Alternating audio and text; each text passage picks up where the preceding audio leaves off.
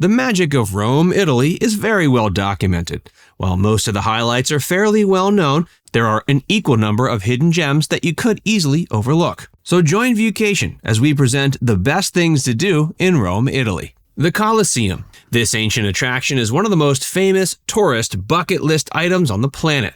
For most first-time visitors to Rome, that moment when you first lay your eyes on this structure is nothing short of a religious experience. Every time you see the Colosseum, you can't help but be in awe of what it must have taken to construct it all those centuries ago. Back in its day, the Colosseum used to host 65,000 spectators at a time when an event was held. It was used for everything from public executions to theater performances to gladiator contests in ancient and early medieval times. Later on, it was used for housing and other purposes. Unfortunately, over time, greedy visitors stole much of the stone used to construct this monolithic structure. It was also damaged extensively by earthquakes, leaving behind the very well-known, albeit incomplete structure we all know today. As one of the top attractions in Rome, the Colosseum regularly draws in large crowds. Visits are made easier by booking tickets online, especially if you're trying to beat the line. To get the full experience, we highly recommend taking a guided tour. Trevi Fountain. This must-see destination is situated among a grouping of upscale hotels, shops, restaurants, and clubs. Its construction was finished in the mid-18th century. The fountain is a prime example of Baroque design and features a distinctly mythological character at its center. The sea god Oceanus dramatically arises from the pool, flanked by his tritons. In 2015, the fountain underwent a massive multi-million euro restoration. According to local custom, if you throw a coin or two into the fountain with your right hand over your left shoulder, you'll be destined to return to Rome, fall in love with a beautiful Roman guy or girl, and subsequently marry them. Pantheon. This ancient Roman temple is dedicated to all the gods, hence the name. The Pantheon is one of the most famous and best preserved buildings from ancient times and continues to impress visitors. It was originally constructed in 125 AD under Emperor Hadrian. It was erected on the former site of a temple built by Marcus Agrippa. It's known for having the largest non-reinforced dome in the world, measuring 142 feet in diameter. If you can plan your trip to visit during the weekend of Pentecost, which happens to fall May 28th this year, be sure to attend Sunday Mass. Rose petals are dropped from the Pantheon's oculus during the celebration. It really is a sight to behold. Vatican museums and the Sistine Chapel.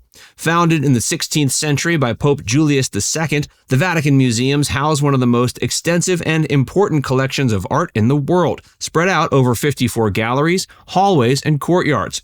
Here, you'll discover thousands of ancient sculptures, paintings, and relics, including the works of Raphael and Michelangelo's famous frescoes in the Sistine Chapel. If you have the time, book tickets to plunge deep below the ground floor to see the Vatican necropolis, which is located right beneath St. Peter's Basilica. Another highlight is the Vatican Gardens, filled with beautiful flora, fountains, and a replica of the grotto dedicated to Our Lady of Lourdes. National Museums of Rome. While Rome's 4 national museums have historically been overlooked, they're some of the most thrilling cultural heritage sites in the city. The museums feature contemporary works, hands-on exhibits, and many ancient sculptures. The museums proudly display numerous important archaeological relics that have been discovered in Rome and are dispersed throughout 4 locations: Palazzo Altemps, Palazzo Massimo alla Terme, Crypta Balbi, and the Baths of Diocletian. By paying an €11 fee, you can get access to all 4 sites for 3 days. Gianicolo. Lovingly referred to as the City of 7 Hills, Rome is famed for its scenic vista points and countless terraces that give visitors a chance to see some of the most stunning views of the city's skyline.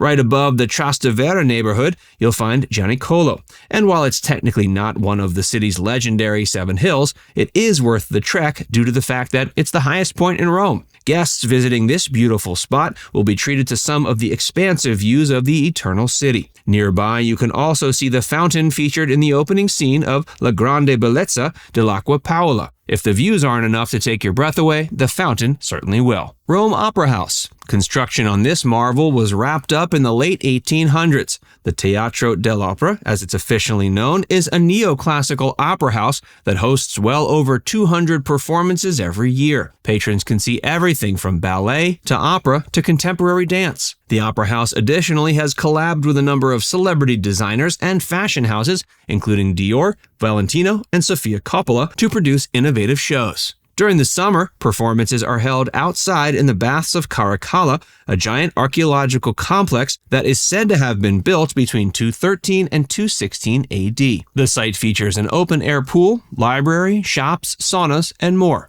Stadio Olympico. Rome is home to two world-class football clubs, SS Lazio and AS Roma. Both clubs play at the Stadio Olympico, which happens to be Rome's largest sports facility. Only the bravest of visitors will want to attend a game between the two rival clubs, but a trip to the stadium will be an unforgettable one. The Stadio Olimpico is located inside the Foro Italico complex on the northern end of the city. It's owned by the Italian National Olympic Committee and first opened in 1937. If you prefer a more laid-back experience, consider catching a rugby game here during the annual Six Nations Championship tournament held in late winter. Borghese Gallery and Museum. Commissioned in the 16th century by Cardinal Scipione Borghese as a means of housing his immense art collection, Galleria Borghese remains one of Rome's premier museums. Scipione was an avid art collector and a big fan of the works of Caravaggio, so you can be sure to see a few of his outstanding creations inside. A few of the museum's most notable highlights include Paulina Bonaparte by Canova, Apollo and Daphne by Bernini, and A Boy with a Basket of Fruit by Caravaggio. Castsl Sant'Angelo, also known as the Castle of Angels, this cylindrically shaped fortification was built on the banks of the Tiber River by Emperor Hadrian in the 2nd century BC. It was originally meant to be used as a mausoleum for Hadrian and his family members, but it was later used by the popes as a fortress and castle. It features a secret passageway that connects it with Vatican City. Today it's no longer used for defensive purposes, but instead serves as a museum full of frescoed rooms, a vast collection of medieval weapons and armor, and other artifacts. The castle also provides visitors with glorious views of the city and nearby St. Peter's Basilica. Testaccio Market. Rome has long been known for its culinary scene. It's no secret some of the best food in the world can be found within the city limits of the Eternal City. Rome's oldest culinary traditions are firmly rooted in this long-running neighborhood marketplace, making it an ideal stop for foodies and gourmands of all kinds. The neighborhood once housed the largest slaughterhouse on the European continent. Employees of this facility were routinely paid in excess animal parts. These days, it's one of the best places in the city to experience diverse flavors while sampling the delectable street food. Testaccio Market is a bustling and modern building filled with a glut of stands and stalls that will ignite the senses. You can find everything from tripe stews to fresh-baked breads to artichoke sandwiches and everything in between. Now it's time to hear from you. Have you ever been to Rome? If so, did we miss any of your favorite spots? And if not, do you think you'll ever get there? Let us know in the comments section below.